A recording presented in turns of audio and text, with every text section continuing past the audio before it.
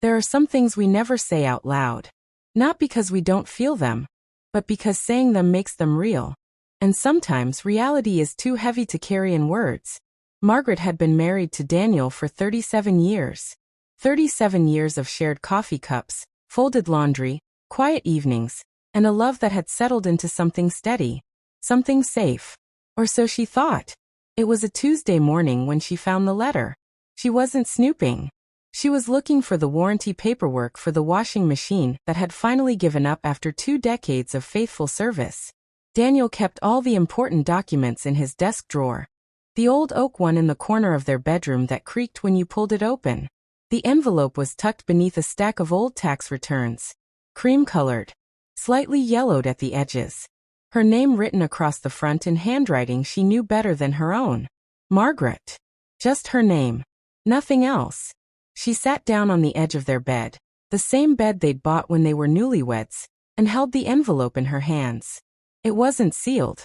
The flap was tucked inside, like it had been opened and closed many times before. Her heart was beating too fast. She pulled out the letter and unfolded it slowly.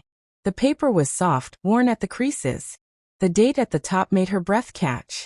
June 14, 1987. 38 years ago. A year before they got married. My dearest Margaret, I'm writing this in the middle of the night, because I can't sleep. I can't stop thinking about what I'm about to do. And I need you to know, even if I never give you this letter, that every choice I've made has been for you. There's something I haven't told you. Something I should have said months ago, but I kept hoping it would change. Hoping the doctors were wrong. I am sick, Margaret. Not the kind of sick that goes away with rest or medicine. The kind that doesn't give second chances. Margaret's hands started to tremble. She had to read the line 3 times before the words sank in. They've given me 2 years. Maybe less. And I know what you're thinking. Why didn't I tell you? Why am I hiding this? Because I love you too much to watch you spend our beginning mourning our ending. I've made a decision. I'm going to take the experimental treatment they offered. It's risky. The side effects could be brutal. There's only a 30% chance it works. But if it does work, I get to have a life with you.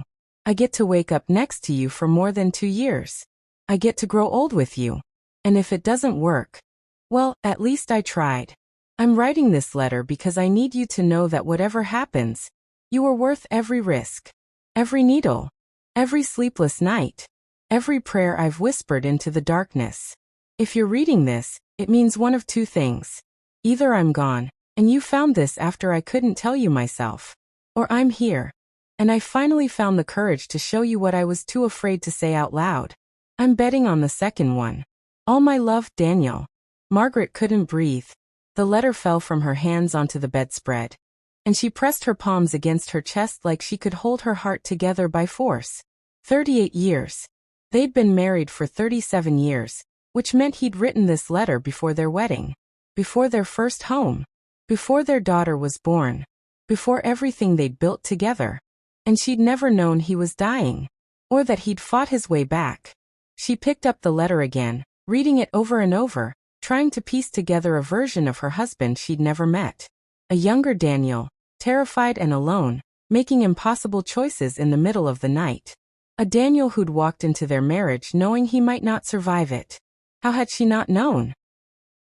She thought back to those early years. He'd been tired sometimes. Pale. There were doctor's appointments he'd brushed off as routine checkups. A few weeks when he'd been too sick to eat much, and she'd made him soup and assumed it was the flu. He'd hidden it so well. Or maybe she'd been too young, too in love, too wrapped up in wedding plans and dreams of the future to notice the weight he was carrying. Margaret stood up, still holding the letter, and walked to the window. Outside, the November sky was gray and heavy with the promise of snow. Daniel was at the hardware store. He'd left an hour ago to pick up a new part for the gutters. He'd survived.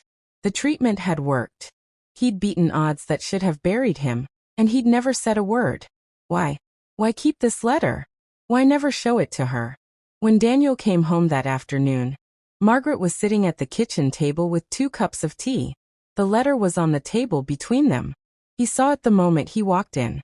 His face went pale, and for a second, he looked exactly like the young man who must have written those words, Scared, vulnerable, caught. Maggie, he said quietly. Just her name. The nickname he'd called her since they were 23. Sit down, she said. Her voice was steady, but her hands were shaking around her teacup. He sat. He didn't reach for the letter. He didn't reach for her. He just sat there, looking at his hands like a man waiting for a verdict. When were you going to tell me? She asked. I don't know, he said honestly. I've picked up that letter 1,000 times. I've imagined this conversation 1,000 different ways. But I never found the right moment. 38 years, Daniel. You've had 38 years. I know. You were dying and I didn't know. You went through treatment, and I didn't know. You made the biggest decision of your life, and I wasn't part of it. He looked up at her then, and his eyes were wet. You were part of it, Maggie. You were the only part of it. Every choice I made for you. That's not fair, she whispered. That's not fair to either of us. I know, he said again. His voice cracked. I know it wasn't fair. But I was 26 years old and terrified, and all I could think was that if I told you, you'd stay with me out of pity. You'd marry me because you felt like you had to. And I couldn't. He stopped, swallowed hard. I couldn't bear the thought of you loving me because you felt sorry for me. Margaret closed her eyes. She understood. God help her, she understood exactly what he meant. So you took the treatment, she said. I took the treatment. And it nearly killed me. There were nights I thought it would have been easier to just let go. But then I'd think about you. About the life we could have. And I'd get up the next morning and go back for another round. And when it worked? She asked. When you realized you were going to survive, why didn't you tell me then? Daniel reached across the table and took her hand. His fingers were rough from years of fixing things, building things, holding things together. Because by then, he said softly, we were already building a life. You were happy. We were happy. And I didn't want to put a shadow over everything we had. I thought if I just lived the life I'd fought for, that would be enough. That loving you well would be enough. It was, Margaret said, and her voice broke. Daniel, it was enough. But I wish I'd known. I wish I could have been there with you. You were, he said. You were with me every single day. Every time I felt like giving up, I'd picture your face. The way you laughed. The way you looked at me like I was the best thing that ever happened to you. You were the reason I survived, Maggie. You were always the reason. They sat there in the kitchen as the afternoon light faded into evening. Margaret held onto his hand like she was afraid he might disappear if she let go. I'm 64 years old, she said finally. We've been married longer than most people live. We've raised a daughter, buried your parents and mine, survived every hard thing that came our way. And I'm just now learning that the man I married was braver than I ever knew. I wasn't brave, Daniel said. I was just in love. Same thing, Margaret whispered. She thought about all the years they'd had together. The ordinary moments that made up a life. Morning coffee. Crossword puzzles. Holding hands during movies. Fighting about where to go for dinner. Making up before bed. He'd given her all of that. He'd fought for all of that when he could have walked away. When he could have spared himself the pain of treatment. When he could have let the sickness win.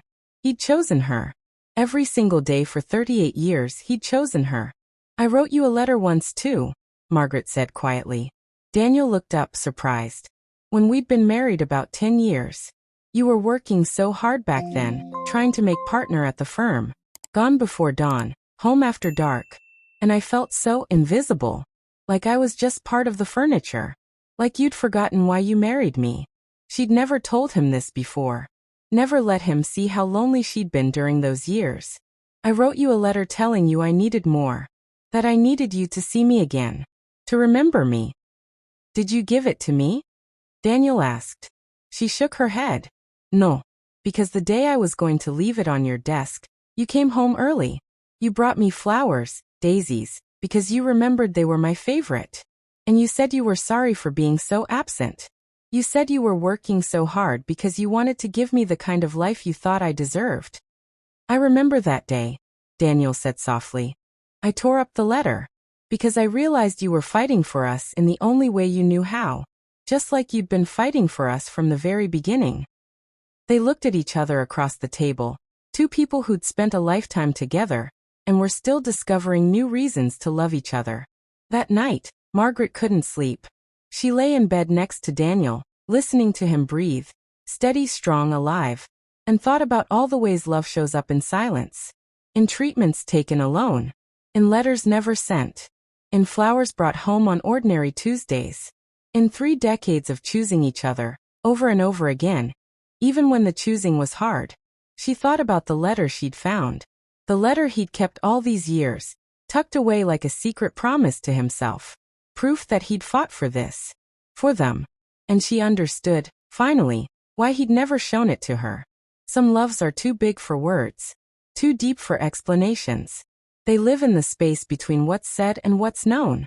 In the quiet acts of devotion that no one sees but that hold everything together. Daniel had loved her enough to die for her. And then he'd loved her enough to live. In the morning, Margaret found Daniel in the kitchen making coffee. She walked up behind him and wrapped her arms around his waist, pressing her face against his back.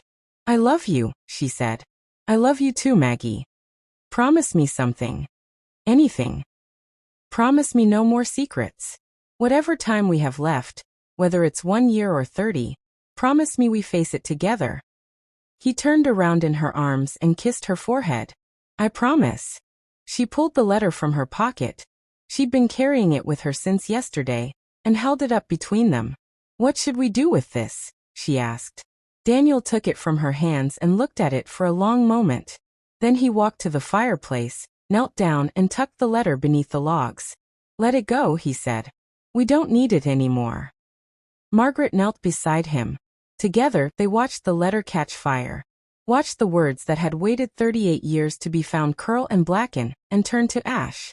And as the last corner of the paper dissolved into smoke, Margaret reached for Daniel's hand.